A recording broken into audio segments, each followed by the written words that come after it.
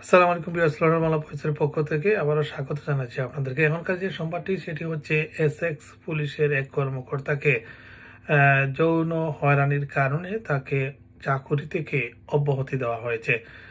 তিনি একজন নারীর সাথে অবৈধভাবে সম্পর্ক এবং মেলামেশা এবং আরেকজন তার সহকর্মীকে ঔষধজন্যমূলক আচরণের কারণে তাকে এই শাস্তির মুখোমুখি হতে হয়েছে।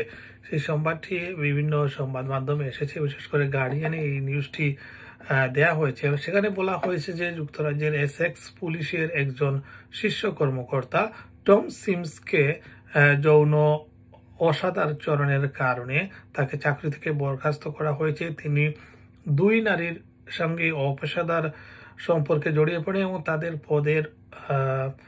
তার পদের অপব্যবহার করেন বলে অভিযোগ উঠে। এই ঘটনায় তদন্ত করে পুলিশ স্বাধীন তদন্ত সংস্থা আইপিওপিসি, পুলিশের স্বাধীন তদন্ত সংস্থা অর্থাৎ ইন্ডিপেন্ডেন্ট যে সংস্থা রয়েছে তারা এটি তদন্ত করে এবং তদন্ত থেকে তারা সিমন্সকে দায়িত্ব পালনের সময় তারা জানান যে সিমন্স দায়িত্ব পালনের সময় এক নারীর সঙ্গে যৌন সম্পর্কে জড়ান এবং একজন সহকর্মীর সঙ্গে ঔষধজন্যমূলক আচরণ করেন।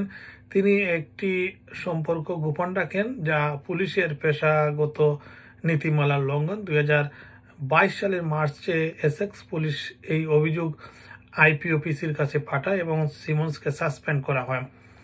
আইপিওপিসি সিমন্সের বাড়ি তল্লাশি চালায় এবং তার মোবাইল ফোন অন্যান্য ডিভাইস পরীক্ষা করে 2024 সালের জানুয়ারিতে মামলাটি ফৌজদারি অভিযোগের জন্য ক্রাউন প্রসিকিউশন সার্ভিসে পাঠানো হলেও জুনে তাকে অভিযুক্ত না করার সিদ্ধান্ত হয়। তবে পুলিশের আচরণবিধি লঙ্ঘনের কারণে তাকে বরখাস্ত করা হয় এবং পুলিশে নিষিদ্ধ তালিকায় যুক্ত করা হয়। অর্থাৎ তাকে অভিযুক্ত করা না হলেও ক্রাউন প্রসিকিউশন সার্ভিসে পাঠানো হলেও জুনে তাকে অভিযুক্ত করা না হলেও তাকে পুলিশে থাকাকালীন কারণে অসদাচরণের কারণে তাকে পুলিশে নিষিদ্ধ তালিকায় যুক্ত করা হয়।